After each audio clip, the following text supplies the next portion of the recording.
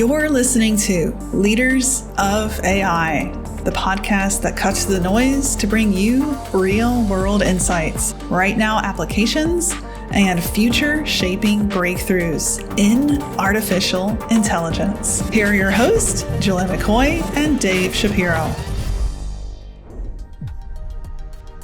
Let's face it, we know that these AI companies are spending money like a group of drunken sailors. We've surpassed human intelligence, but have we done that multimodal? I don't think we have a good definition for AGI. I'm not that concerned about when we get there. I don't think it's around the corner. I think that is maybe one of the best 2025 investments you could make. AI gives me more time to get more stuff done.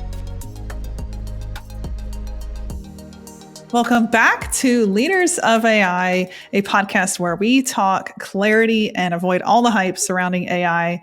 If you've been here before, if you've subscribed, tuned in, you know that I usually co-host this with Dave Shapiro, but unfortunately, he's out today, not feeling the best. And he said if he came on and recorded, he'd just probably fall asleep. So I'm going to let him sleep and we're going to jump into the conversation. I have an amazing guest with me here today, Jonathan Mast, who I consider one of the top go-to influencers in AI. He is a voice so much aligned with the mission of our podcast, clarity in the middle of the hype. He runs a Facebook group of, did you just hit, was it over 100,000? Is that correct? We're at 260 right now. Oh my gosh. Well, there you go. He runs a Facebook group nearing 300,000 people where he gathers people to talk about ChatGPT, AI, prompts, best practices. I'm in that group. I'm a fan. Go check that out on Facebook. What's it called, Jonathan, so people can look that up? It's AI Prompts for Entrepreneurs. There you go. So check that out, join it. I definitely recommend it. And then follow Jonathan. But we're just going to jump right into the conversation if you're ready.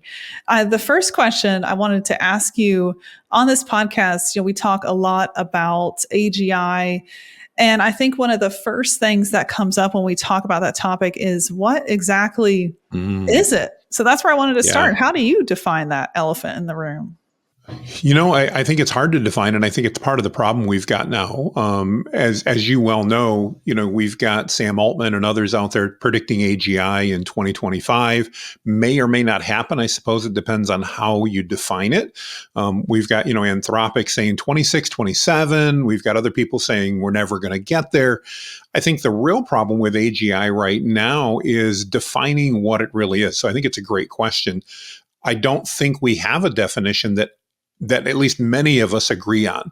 When I think of AGI, I think of the ability to essentially, as you and I are chatting, Julie, to be able to go and say, here's what I need to have done, and to know it's going to go ahead and do everything, and then come back to me with specific questions that it has.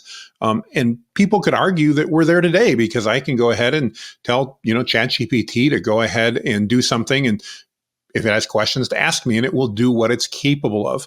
I don't consider we're at AGI today. I don't think we're even close. And I candidly don't have a lot of trust in what comes out of OpenAI. Is just my personal perspective is that there's most of what they say is based upon investor relations, not based on anything else. And so, we look at Sora, which they quote unquote announced early in 2024, yet we're sitting here at the end of 2024 and no sign of it coming live. Now, last week we did just have a leak that came out of Sora. So again, they're probably trying to keep enough people like me that are going, yeah, you guys are full of it, to actually say there's something there. We saw the same thing happen with other things like the voice that they demonstrated. So I think it was May-ish, we saw, them pull their phones out on stage and gave us these great examples of what the new voice was going to do. And we didn't see it till September-ish, end of September, I think. So again, I'm not answering your question and I apologize, but I don't think we have a good definition for AGI. I know I don't have a good one because I'm really focused on the more practical stuff. I'm not that concerned about when we get there. I don't think it's around the corner. I could be wrong, but if we do get there, then I'll be there to make sure we can talk about it and what to do with it and how to take advantage of it.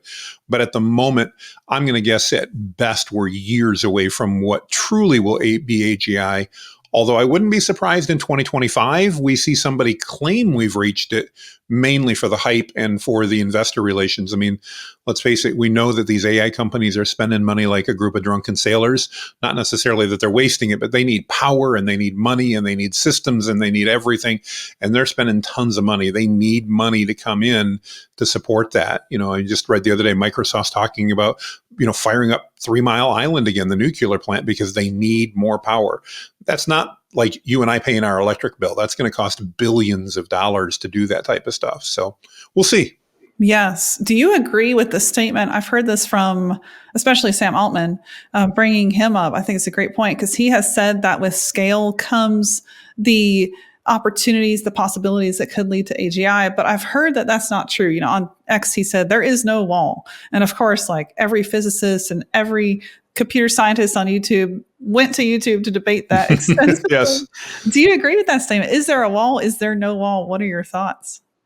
I think based on the way technology is today, yeah, we've got a wall because of just the processing power that's available to do that. I fully expect, and you and I have had conversations offline about this, but I fully expect that we're going to see new computing technologies and new power technologies that are going to come out in the very near future, very likely in 2025, because we have a need. We didn't necessarily have the need 3 years ago for more computing power. What we had was sufficient, and where it was progressed to go, it was sufficient for our needs.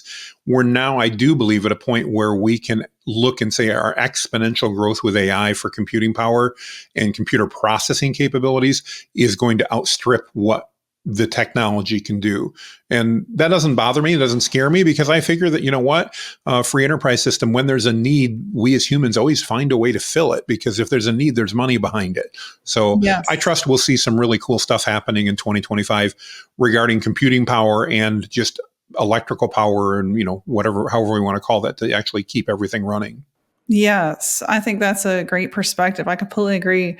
I know Dave has called 2024 year zero of AI, and then Mm-hmm. 2025 will be year one when this just I agree. explodes. Like you said, we have more power to run things, which is definitely a reason for a wall. So to say there is no wall is very, very much speculative. And as for AGI, I think everything you said is very logical. It's interesting. I debate that at length on YouTube. It's kind of Mm-hmm. the reason people tune in to some of my content now, which is not what I originally intended, but I will take it. And Absolutely. it's interesting as I've talked with some of these people at length about what AGI is like in the comments. I got some brilliant people that discuss it at length. And, we're at a place where, for example, if you take O1 in GPT, you even take Claude 3.5 Sonnet, one of the best writing models I've ever seen from any Mm-hmm. machine. You take that, you compare it to a human. Yeah, we've surpassed human intelligence, but have we done that multimodal? Not so No. much. So it's Yeah. like you can't just say like general intelligence is here, but it is here in terms of like writing, creative capabilities, and so many things that were formerly completely impossible for the machines to do. So on one hand, you have like these ANI is really the era I think we're still in, where you have these narrow capabilities that outperform a human, but you still don't have that contextual across the board AI. Any additional thoughts on that point that you would make? No, I think I would agree with you on what you're saying there. I love Dave's perspective about, year zero and year one. I think that's spot on. I think that, you and I don't want to speak for you, but I know I sometimes go, man, I can't believe people want to hear about this. I mean, this is just so commonplace, but it's commonplace because I spend my day and my evenings and my weekends immersed in AI stuff because I love it. And so I'm hearing about it, working with it all the time. And I don't think the vast majority of the population is. When we see statistics, well, we always know we have to see who's paid for those statistics, but they're indicative of the fact that a lot of people have maybe stuck their big toe in the water, but that's about it when it's come to AI. They've downloaded ChatGPT or they've tried it and it was kind of cool. And maybe they tried something fun, but very few people in the big picture are using it on a day-to-day basis. And so I actually, I think, the things you're talking about I'm definitely in agreement with where we're headed with those things and what we're likely to see in 2025 and beyond. Yes, completely agree. I just got off the phone with a large agency and it was interesting to hear, and this is very common. So, like, If you're listening and you're in this place where you haven't done this yourself, like, don't blame yourself. We're still very early on. As Jonathan just said, like, we're still seeing what's capable. So the best thing you could do is to learn more. That's step one. So this agency had told us they hadn't matched up best practices to AI tools yet. All they did was give their team a recommendation of, oh, you try AI for that. Well, if you match up AI tools with the right processes, and then you take that a step further, you integrate with no code solutions like Zapier, Make, Bubble, and you build integrations that connect them all. I mean, the efficiency gains are out of this world. What's possible? Absolutely. Yeah, and I don't even think we've really touched the automation aspects. I know, yes, we've got those things. We've got Make and we've got Zapier and we've got other tools like that. I really think as we start leveraging AI in automation and pairing those together, I really believe that's going to be one of the big differences a year from now as we talk about this, that we're going to go, wow, isn't it amazing what we've managed to automate this year? And I think a big part of that's going to come, and this is my prediction, my crystal ball's cloudy and cracked, so I'm probably wrong. But I think as AI continues to get smarter and smarter, per se, and I say that in quotes, it's going to help us create those automations. So many of us don't do automations now because while conceptually we understand, okay, I need to connect this with that, with this in order for it to work, putting that workflow together and actually implementing it, candidly, is over my head in most cases. I don't want to do that. And so I think one of the things we're going to see a big change in is that AI is going to be able to help us create those automations. It's going to basically be able to say, all right, if you're using Zapier or you're using Make, here's what we need to do. Here's the workflow. And I believe by the end of 2025, they'll be able to create some type of file, I don't know what it is, that we'll be able to feed to Zapier or Make or whatever. And it'll basically go, okay, we designed this workflow. We said we were going to use Make. Here's the file. We upload that to Make, and Make says, oh yeah, now I understand. Let's make the connections. It'll ask us the stuff. And then, yeah, there's 20 minutes in setup connecting all the accounts, but then I believe we'll be able to let those things kind of run autonomously. So, a good example is just like you, I've got people that are subscribing to things that I do, and then we're moving them around in our sales funnels and that type of stuff, and having the ability okay, when Julia watches this video, that I want to make sure I add this tag to my contact record so that I know she watched it. And I want to know that if she doesn't watch another video for 3 days, I want to send her this link to remind her to keep her engaged. That type of stuff, I think, will be very easy to do at the end of 2025. It's not hard to do today, but it's more cumbersome. And I think that will get much, much easier. Yes, 100%. And that was one of the main reasons behind First Movers, the idea of how do we encourage people just in terms of thinking to be a first mover and create something, launch something that maybe hasn't been done in your industry, your business, your vertical, your team, and really think about how do I be the first? Because I think not only what you said, but also the people that are the first to figure that out will just win hugely. I mean, if you automate your entire marketing and you've streamlined everything and you just have humans running it at the first touch and then proofreading it before it goes out, very much you still need those checks, but you do that ahead of your competition. Well, right. You just get ahead next year so much. Well, I think that's like any new technology when it comes out. You look at those first movers. I love the name of your company, by the way. And you look at those first movers. Those are the ones that even when everybody jumps on board a year, 2, 5 years later, those are still the companies that are leading because they have that much of a head start on everybody else. And sometimes it didn't even mean they did things great. I mean, we can look at Microsoft, not to pick on them, but Microsoft, in my opinion, has never been the company that made the best software of anything it's ever offered. They make good software and nothing against them, and I use their software. But they were so early to the game and they did things the right way that they had that market share and that lead, and probably more importantly, that mind share. So when Microsoft Word came out and there was that in WordPerfect, it didn't take long. WordPerfect, if you're new to computers, people go, what the heck is that? It's like Lotus 1, 2, 3. I mean, you're too young to probably remember those things. Barely. I'm not. I remember those before it was Microsoft Word and Microsoft Excel. There were other players out there, but Microsoft had that lead and became that juggernaut largely because it was a first mover in that industry. Wow. That's amazing. And something you mentioned earlier, there's a platform, just to bring this into practicality, there's a platform called v0.dev. I think it's pretty recent, by Vercel, VERCEL. And we're using it to basically send screenshots of what we want to build. Mm-hmm. And then without any code, it's looking at those screenshots, analyzing and going, okay, here's what I think you want. And then it gives us a fully coded, nearly done software solution, which is insane. Now, of course, we have It to stress is. test it. Sometimes, in that process, it breaks, and there still has to be human labor in that process. But it gets to a point where, I've seen, like, in a day, what our team can create with that platform in particular is like an almost, if you know the platform, School for Membership, I almost do. at that level, like your own little school. So it's insane, what these tools are capable of today. And like going back to the AGI conversation, I think from the outside, like, that could feel like AGI to so many people. And I see why there's that conception out there of, well, we're already there because of what you can do with AI tools. So, Well, you just posted a link. I think it was yesterday that I saw it, of someone that did a video of a AI oh, going out and setting up an LLC. yes. Now, we both know there were some human steps involved in that, but Yeah. far fewer than we would have anticipated. Yes. And, is based on what you're talking about, it reminds me of something that I've shared with a lot of audiences over the last year. And that's that AI is not necessarily the easy button. It was Office Max or Office Depot had that big red easy button. And AI is not always the easy button, but it's an easier button. You're talking about being able to do app development and in days do what you maybe took months to do just a year ago.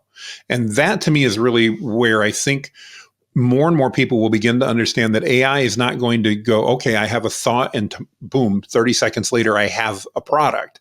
We're not there. And I think we're a long, long, long way from being there. But I do believe the public is getting better at understanding that AI can make it easier.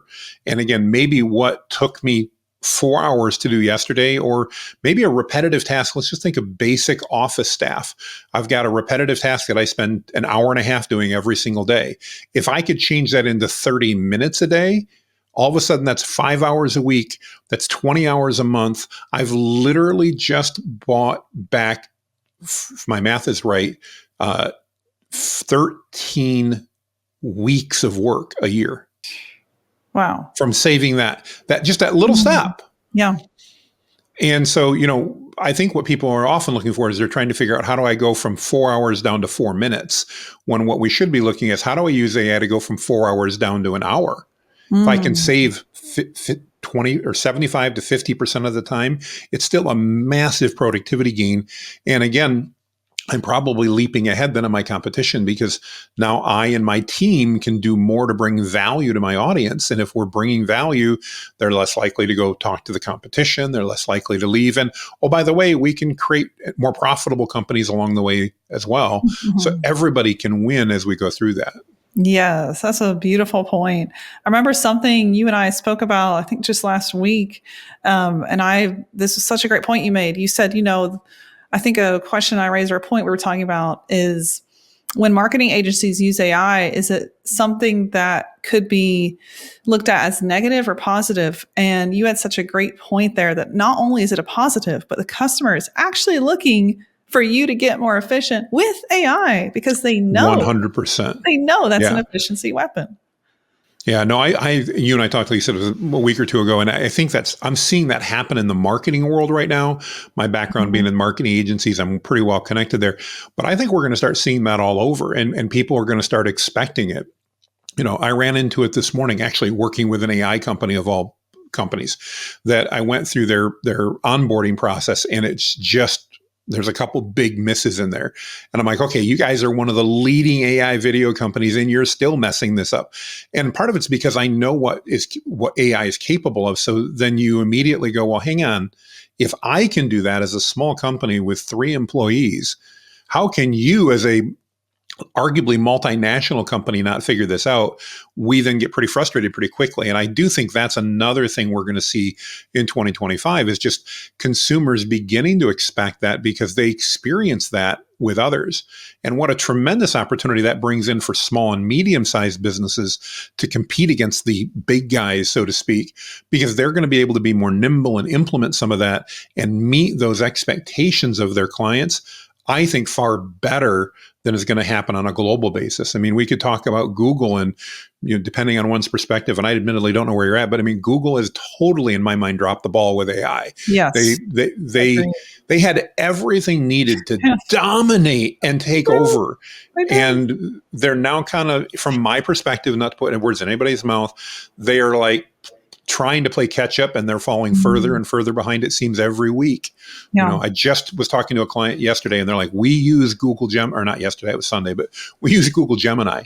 And I'm like, I'm sorry, you need to switch. And they're like, why? It's free. And I'm like, you get what you pay for. Yeah. Completely. And we right. actually did a demo on Friday, and they had a real simple spreadsheet they needed to analyze. We uploaded it to Gemini. Gemini said, I'm sorry, I'm not capable of doing that. Wouldn't even try. ChatGPT said, here it is, and here's the answer. And again, I'm not trying to pick on Google, but I think it's an example of how smaller and mid-sized businesses, which is the majority of the business people that are out there, can really take advantage and literally leap ahead of their competition by embracing AI, because these large companies are just too behemoth to do it effectively, or their mindset is not right. And that's, I think, what has been Google's problem. They just didn't see this shift coming as dramatically as it did, and they've missed. Yes, I completely agree. I mean, I think even the SEO world at large would mostly agree with that point. Even when they when they first launched the AI overviews and they called it SGE, it was so full of just laughable errors. And this is Google, billion-dollar company leading the market. So that's a great point, that if a company like that is missing the mark, how much more should we take advantage of a first mover's advantage right now, which is basically a wide open playing field. And I would add to that, with the companies, and I'm sure you can relate to this, the companies we talk to, a lot of the times they and their marketing team are just simply not aware of what's possible. So one of the best things I believe you could do if you're a business owner, entrepreneur, you have a marketing team, if you're in those places, look for the consultants that will actually show you how to get ahead. You could do tons of hours of research, figure this out on your own. No one's stopping you from that. But I believe the time you save by aligning with somebody who has automated, let's say 300 processes, and they just point out 2 things that immediately make you first movers. That's what Jonathan and I do. I think that is maybe one of the best 2025 investments you could make. I mean, that's a little subjective there, but it's amazing what happens when you have that expert AI eye looking in your processes going, here's what's possible. You might not even know that was possible. What would you let's face it, we don't know what we don't know. I was talking with an automation person this morning because I'm not an expert at automations. And he's like, where do you need help? And I'm like, you don't understand. I'm not even sure, because I don't know what I don't know. And I think that's where so many businesses are with AI. But I do absolutely believe the next 12 to 18 months are going to be critical for those first movers to take action, because you can do that in 2 years and that'll be fine. But now you're going to be following instead of leading. And that's not where you want to be. And probably more importantly, it's not where your clients want you to be. As we were just talking, your clients, we're beginning to expect at 2 a.m. that when we go to a website, that there's an AI bot that we can talk to. Maybe it doesn't have every question, but it has the ability to probably answer more than that traditional offshore first level customer service person that we're used to talking to. And we like it. Yes. We like it a lot, because let's face it, we're all in a task list. Let's check it off our task and move on. Society, some of us are busier than others, but we want to get stuff done. And AI allows us to do that. And I think as business owners, it's so important to know we need to help facilitate that for our customers and our clients, to allow them to get stuff done by making working with us easier. Yes, that is such a great point. Yeah, I think it's interesting to see how much human behavior has changed. And I study that at length because marketing fascinates me. And so in 2020, whenever I saw the shift, Eidelman did a study on 33,000 countries and tens of thousands of consumers. And what they found was this really interesting shift had occurred right in the middle of 2020. And I saw it because I was watching Google daily search volume and I was like, what has happened? In March of 2020, it went from 3.5 billion searches a day to 7 billion in 1 month. Wow. I had a year and a half of time. Wow. So I was like, why did this occur? And then when that trust study came out about a month later, I was like, oh, this is why. It showed that consumer behavior in just the first quarter of 2020 had shifted completely away from the media, the government, and nonprofit. And it went to the business. Like consumer trust did this amazing, incredible, unbelievable 180. And it just like shifted so dramatically. And I mean, there were a lot of events that year at play that obviously influenced that.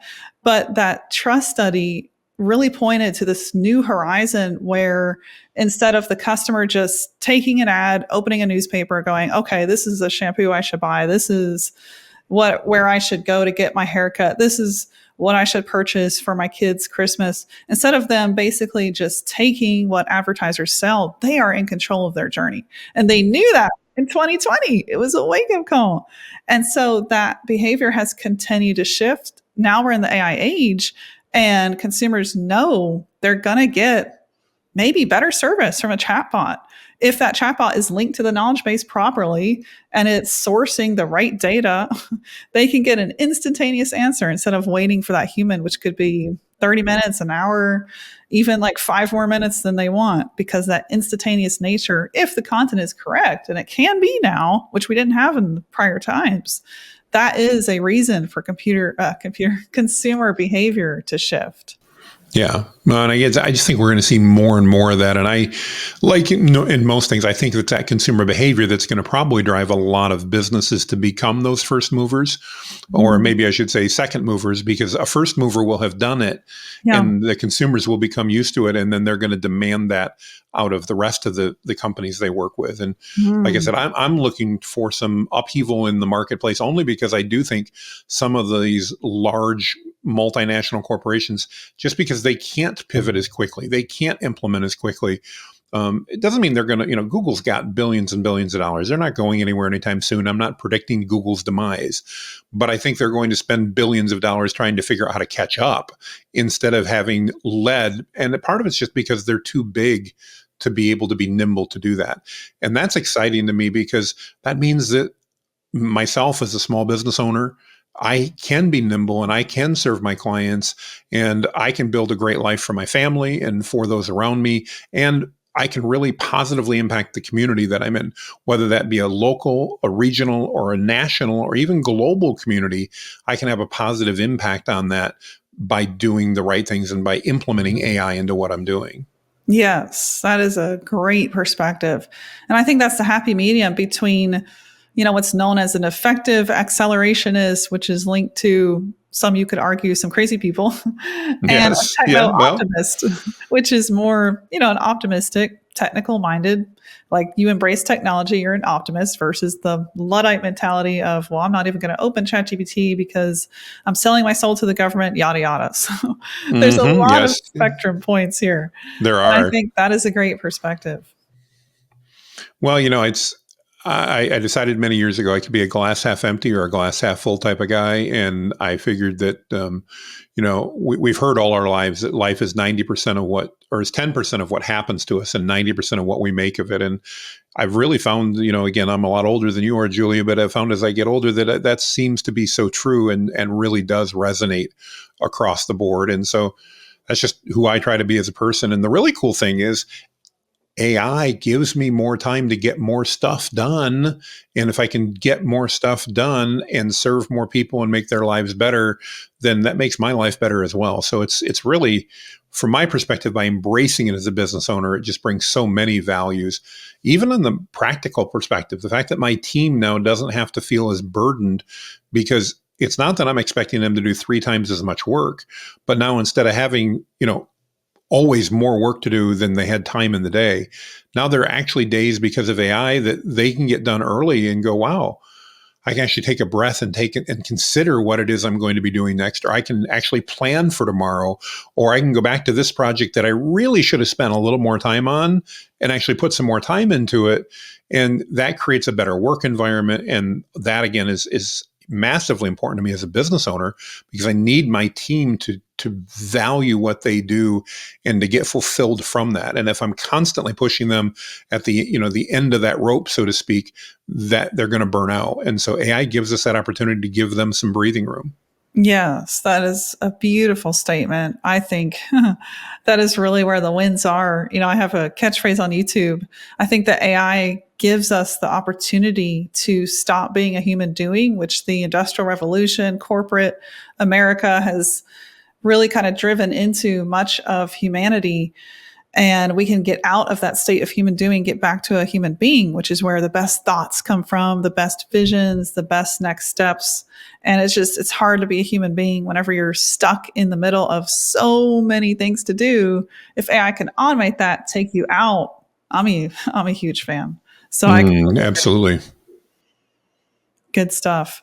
I wanted to revisit, we're almost wrapping up here. I wanted to revisit your point about Google. That's a really great statement that I don't think you see or hear a lot about, just contrasting what ChatGPT can do versus Gemini, uploading a spreadsheet, can't even analyze it.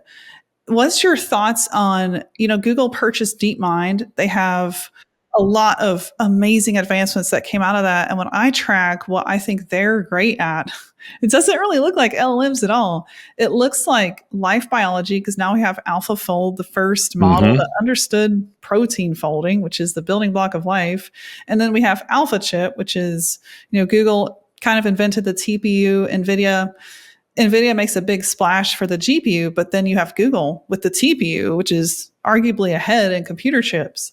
So what do you think of that world? Are they spearheading innovation in background areas that maybe we're not as aware of beyond the LLM? I am sure they are. I mean, Google is investing. I mean, when we go up a level to Alphabet, the parent company. Alphabet's invested in so many different companies that I'm certainly not aware of, because I don't pay that much attention to it. Like I said, I don't think Google's going to go away. There are people predicting Google's demise and all that. I don't see that happening. There's still some really smart people in that company, a lot of really smart people, and a lot of money to help out. I just think that it was a missed opportunity from my perspective. But again, I don't sit on the board at Google. Maybe from their perspective, it's doing exactly what they want to have done. Given the multiple name changes of their AI model, I don't think so. But the whole point is, yes, there's a lot going on behind the scenes. And I do think, just kind of like Microsoft, it still blows my mind to think about it. Microsoft is essentially, as I understand it, buying and taking over 3 Mile Island, a nuclear plant that had a problem back in the 1970s, and as far as I know, has been dead since then.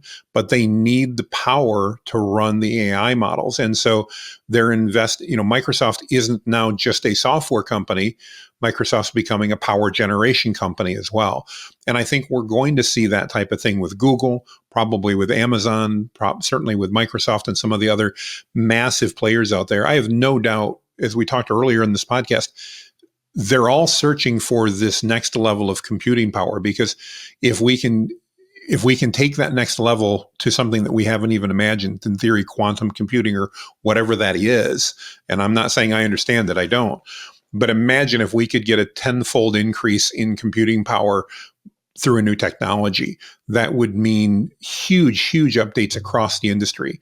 And I'm sure they're looking for a lot more than 10-fold increases as they go on. And those are things that we're not going to hear about until they either fail very publicly, which is unlikely, or that they succeed very publicly, which I would say, 1 out of 10 of those probably will. And I bet Google and Microsoft are probably okay with that, because that 1 in 10 that takes off and becomes the thing is going to have a payoff. It's I think probably much like pharmaceutical companies.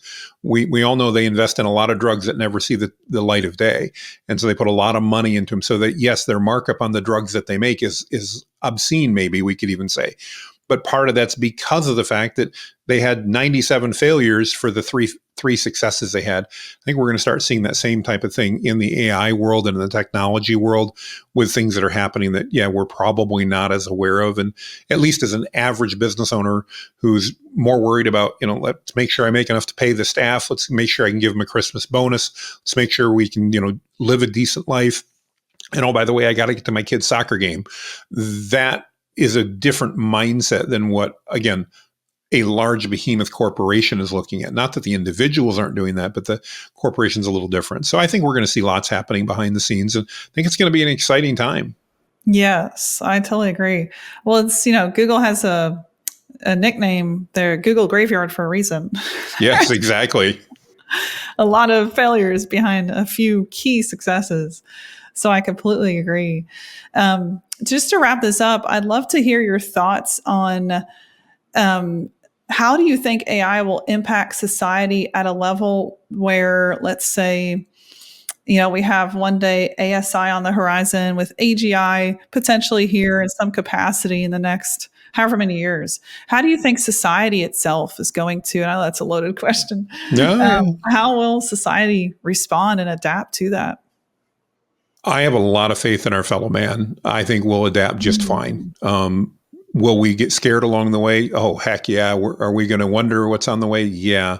Are there some people that are going to be thrown in upheaval through these processes? Yeah, that's also going to happen. It happened when the internal combustion engine came out. It happened when we had the PC released and put in offices. It happened when the internet came out. These shifts that happen in society, and AI is a massive one, probably larger than most of those in many respects, is absolutely going to impact people. Sometimes not for the positive, but overall, if we can take a look instead of at a day-by-day basis and maybe look at a year-by-year basis, I think we as the human race are going to do just fine. I think we're going to figure out ways to implement this that provide a better life for us, that allow us to hopefully spend more time with our kids and our grandkids and just enjoy life in the blessings that we have.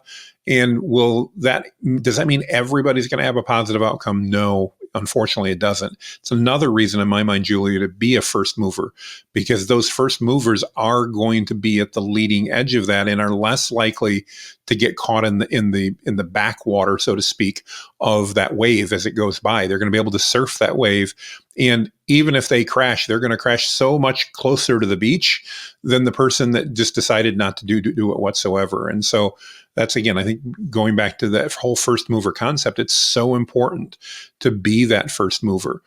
Doesn't mean everything's going to be roses, no, because roses have thorns too. But that's okay. We still love them. And I think, again, we as a human race will figure out how to adapt and how to change in a way that benefits all of us. And maybe just someday we'll have a George Jetson situation when he's more worried about his finger from pressing the button than he is anything else. We'll see. Indeed, we will see. I've many thoughts on that. I think there's been so much TV programming. I mean, all you have to do is study the history of television and media. There's been so much programming where this future is painted in a way where humanity becomes fat, lazy, dependent, just like completely unhealthy, way over dependent on technology. And I think just from some of the trends in society right now, I mean, all you have to do is look at who won the next administration here in America. I think shifts are changing where we're going to go back to the earth, what's healthy for us. We're going to find more time with family because of AI.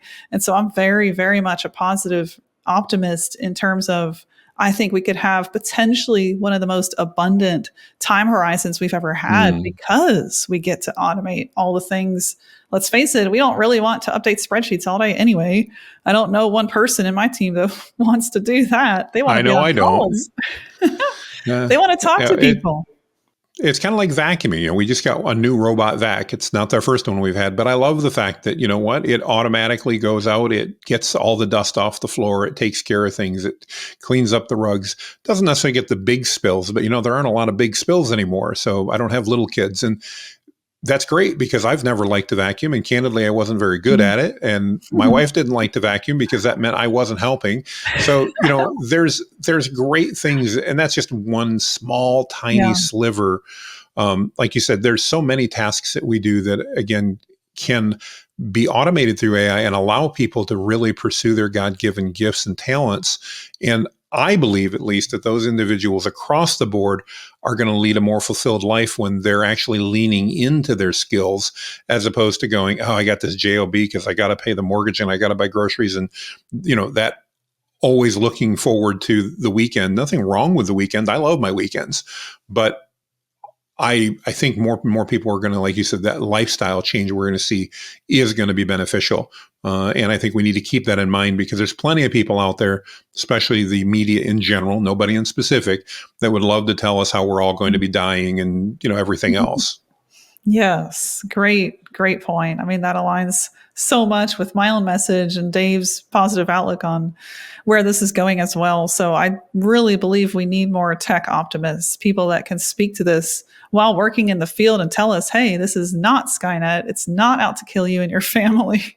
In fact, it's going to do the very opposite, bring you a life of abundance should you choose to. One of my terms is log into it. Actually, absolutely. Use it. Yeah. Yes. No, it's so true.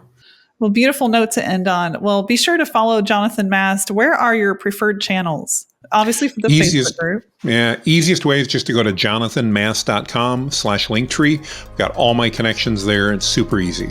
Amazing. Well, be sure to do that. Jonathan is one of the good ones. Thank you so much for being here with us. Appreciate your time.